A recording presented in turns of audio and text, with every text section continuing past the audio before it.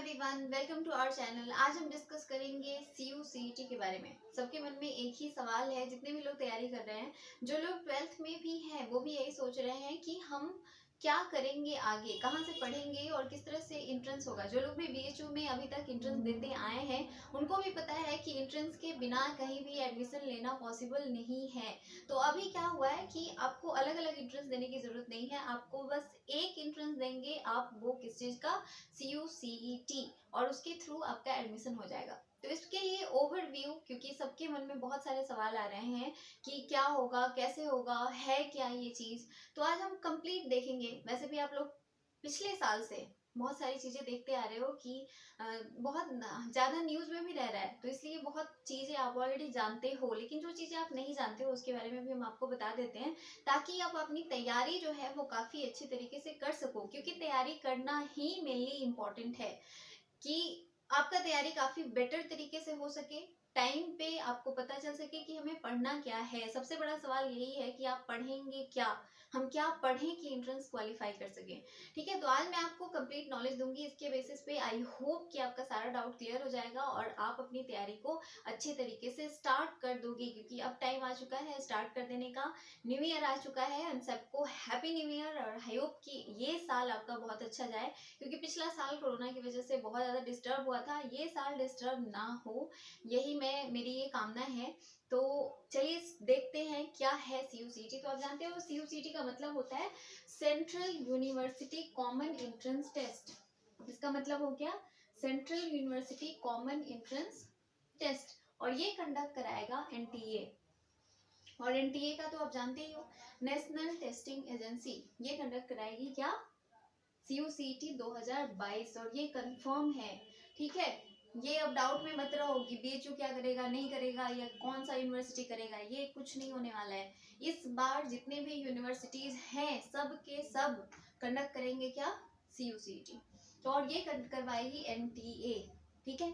तो अब सबसे बड़ा सवाल मन में ये है कि हम पढ़ें क्या, क्या होगा इसका सिलेबस, क्राइटेरिया क्या होगा, क्या चीजें होंगी। तो एक एक करके हम सब देखते हैं। इसका फॉर्म जो है वो मार्च अप्रैल तक आ जाना चाहिए होपफुली। पिछली बार जुलाई में आया था फॉर्म। आप लोगों में से बहुत सारे ऐसे होंगे जिनको ये नहीं पता होगा शायद, उनको मैं बता दूं कि PG कोर्सेज के लिए अभी तक टोटल 12 यूनिवर्सिटीज में, 12 यूनिवर्सिटीज में अभी तक CU/CET होता आ रहा था। लेकिन अब सारे यूनिवर्सिटीज में CU/CET ही होगा।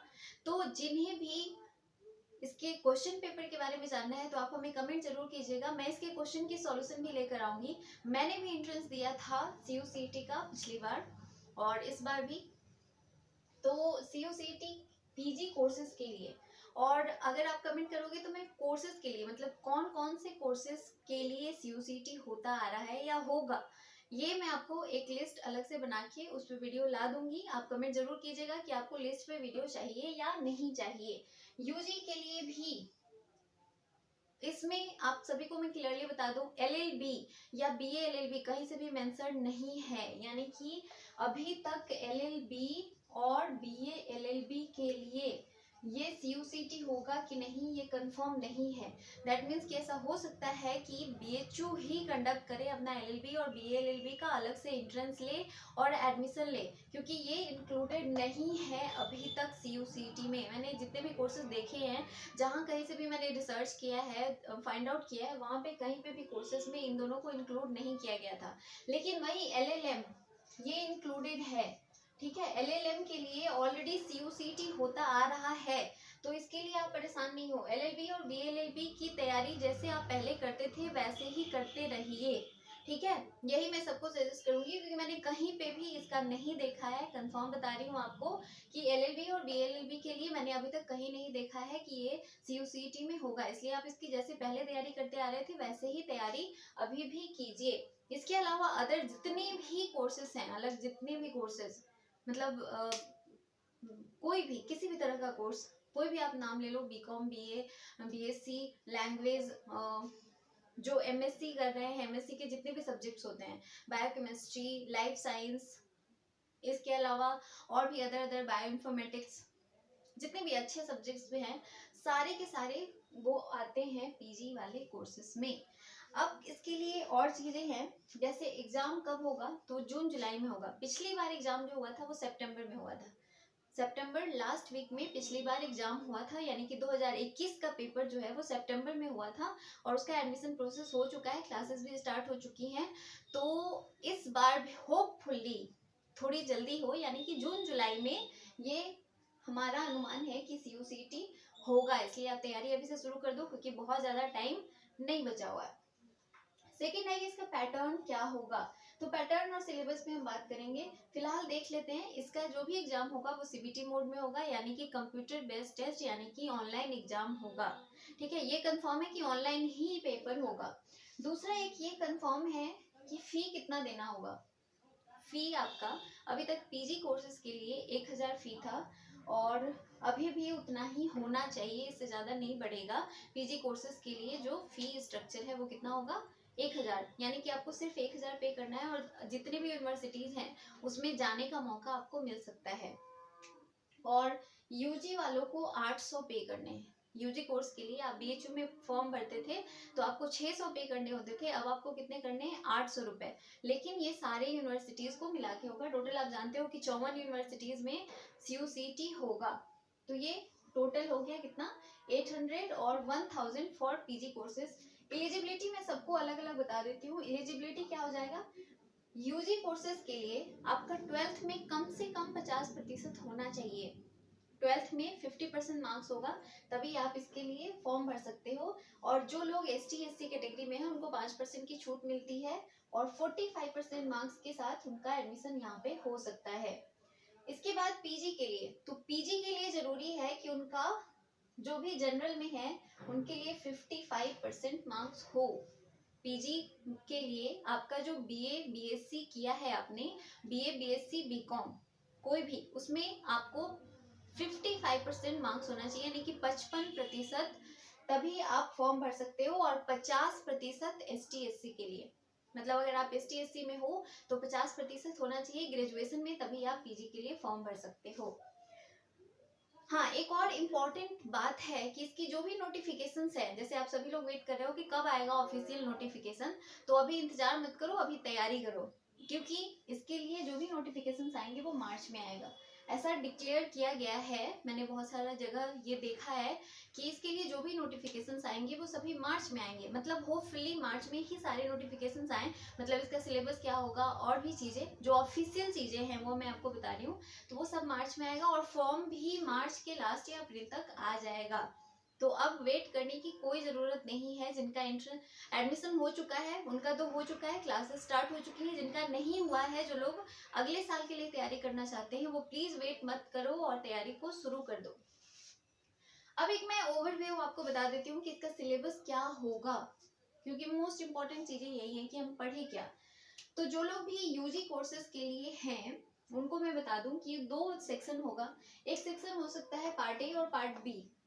टोटल 100 क्वेश्चंस का एग्जाम होगा, क्योंकि पीजी के लिए भी ऑलमोस्ट 100 क्वेश्चंस का एग्जाम होता आ रहा है। पीजी में 100 क्वेश्चंस का एग्जाम पहले से होता आ रहा है, तो यूजी में भी इतने ही क्वेश्चंस होंगे। मतलब टोटल 100 क्वेश्चंस होंगे 1 मार्क्स के, और 1/4 आपका कट जाएगा अगर आप निगेटिव करते हो तो, यानी कि निगेटिव मार्किंग होगा। अब जो 75 क्वेश्चंस होंगे उसमें बीएससी और बीएससी के बच्चों के लिए मैं बता देती हूँ कि उसमें हो जाएगा। अभी फिलहाल बीएससी वाले ध्यान से सुनो और समझ लो इस चीज़ को, और कमेंट करना अगर आपको कोई भी डाउट हो तो ज़रूर बताना। इसके अलावा आप हमें कंसल्ट कर सकते हैं, हमारा नंबर है 7052529525। आप हमें इस पे पर्सनली मैसेज कॉल करके हमसे पूछ सकते हो कोर्स के बारे में डिटेल। हमारी पेड कोर्स भी स्टार्ट हो चुकी है, अगर आप ज्वाइन करना चाहते हैं तो भी हमें इस नंबर पे कॉल करके या मैसेज करके आप डिटेल ले सकते हैं। और हमारी कोर्सेज हम तैयारी जो करा रहे हैं उसमें आप इनरोल हो सकते हैं, रजिस्ट्रेशन करा सकते हैं। अभी रजिस्ट्रेशन चल रही हैं और क्लासेस भी स्टार्ट हो चुकी हैं, तो आप इसको ज्वाइन कर सकते हो। अब सोचो कि क्लासेस स्टार्ट हो चुकी है तो हम पढ़ा क्या रहे हैं मेन तो यही है ना कि पढ़ाना क्या है, पढ़ क्या रहे हैं। तो एक्चुअली जो लोग भी 12th में हैं, अभी हमारे पास कुछ ऐसे बच्चे हैं जो अभी 12th में हैं और तैयारी भी कर रहे हैं साथ में, तो उनको हम फिजिक्स केमिस्ट्री बायो और मैथ, फिजिक्स केमिस्ट्री और बायो, ये सारे सब्जेक्ट्स आपका कंपलसरी है पढ़ना। जो लोग भी बीएससी की तैयारी करेंगे उनके लिए मैं बता देती हूँ कि फिजिक्स, केमिस्ट्री, बायो, इसके 25-25 क्वेश्चन होंगे, टोटल 75 क्वेश्चंस, और 25 क्वेश्चन होगा जनरल एबिलिटी टेस्ट, जिसे मेंटल एबिलिटी भी आप कहते हो। जनरल एबिलिटी टेस्ट में क्या होगा? अब सबसे बड़ी समस्या तो यही आ जाती है बीएससी वाले बच्चों के लिए, क्योंकि वो सोचते हैं कि सिर्फ फिजिक्स, केमिस्ट्री, बायो या फिर फिजिक्स, केमिस्ट्री, मैथ के क्वेश्चन हो, और यहाँ पे आ जाता है क्या? General ability test. तो इसमें रहेगा इंग्लिश लैंग्वेज, जो बेसिक ग्रामर होगा, बेसिक जो ग्रामर होता है उससे क्वेश्चन होगा थोड़ा बहुत, एंटोनिम, सिनोनिम हो सकते हैं। इसके अलावा न्यूमेरिकल एबिलिटी होगा। न्यूमेरिकल एबिलिटी मतलब मैथमेटिक्स, बेसिक मैथमेटिक्स जो होते हैं वो हो सकता है, और लॉजिकल और एनालिटिकल रीजनिंग होगा। लॉजिकल, एनालिटिकल रीजनिंग, और करंट अफेयर्स। करंट अफेयर्स रहेगा ही रहेगा। करंट अफेयर्स यानी कि जनरल नॉलेज, आपका जनरल अवेयरनेस कैसा है इसके बारे में क्वेश्चन आ सकता है।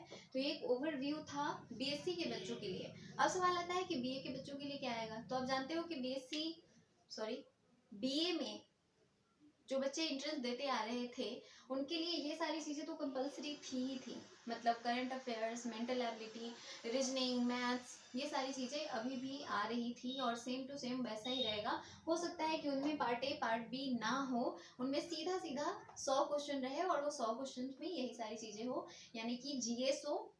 ठीक है, हो सकता है कि 50 जीएस हो और 50 जो है वो मेंटल एबिलिटी, यानी कि उसमें हो जाएगा रीजनिंग, मैथ्स, और ये लैंग्वेज। लैंग्वेज में इंग्लिश लैंग्वेज होगा, इंग्लिश लैंग्वेज के अलावा और कोई लैंग्वेज नहीं होना चाहिए, अदरवाइज वो चूज करने पे डिपेंड करेगा, क्योंकि बहुत सारे अलग अलग लैंग्वेजेस में एंट्रेंस हो रहे हैं।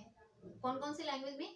हिंदी, इंग्लिश तो है ही, इसके अलावा जो रीजनल लैंग्वेज है उसमें भी एंट्रेंस हो रहा है, क्योंकि ओवरऑल इंडिया के सारे बच्चे ये एंट्रेंस देंगे, इसीलिए ये ऑलमोस्ट 12 लैंग्वेजेस में ये एंट्रेंस हो रहा है। तो इसके लिए आपको परेशान नहीं होना है। आपका या तो हिंदी ग्रामर हो सकता है या इंग्लिश ग्रामर हो सकता है, और इससे रिलेटेड और भी चीज़ें, इंग्लिश के फ्रेजेज हो सकते हैं, कुछ पैसेज हो सकता है ये, और करंट अफेयर्स तो रहेगा ही रहेगा। हमारे चैनल पे हम करंट अफेयर्स भी आपको पढ़ाते हैं, इसके पीडीएफ वगैरह भी आपको दे देते हैं। अगर आपको पीडीएफ चाहिए सारी चीज़ों का तो टेलीग्राम ग्रुप जरूर ज्वाइन कीजिएगा, जिसका लिंक डिस्क्रिप्शन में दिया हुआ रहेगा। इसके अलावा हमारा व्हाट्सएप, फेसबुक और इंस्टाग्राम ग्रुप भी है, जिसका लिंक डिस्क्रिप्शन में रहेगा। आप जुड़ के हमसे सवाल कर सकते हैं, और जिस कोर्स की भी तैयारी करनी है आप हमें कमेंट करके ज़रूर बताइएगा कि आप किस कोर्स के लिए तैयारी करना चाहते हो। और आपका ऐसा बिल्कुल नहीं है कि बीएचयू नहीं मिलेगा। अगर आप अच्छे मार्क्स लाओगे, अच्छे तरीके से तैयारी करोगे, तो आपको आपका पसंद का यूनिवर्सिटी जरूर मिलेगा। आप चाहे दिल्ली यूनिवर्सिटी लो या फिर बीएचयू लो, कोई भी लो, कोई फर्क नहीं पड़ेगा, बस आपका तैयारी अच्छा होना चाहिए। और तैयारी अच्छा तब होगा जब आप टाइम से शुरू कर दोगे। ये नहीं कि आप वेट करते रहो कि ऑफिशियल नोटिफिकेशन आएगा फिर हम तैयारी शुरू करेंगे फिर पढ़ेंगे, तो वैसे नहीं हो पाएगा। इसलिए अभी से तैयारी शुरू कर दो, पढ़ाई करो अच्छे से।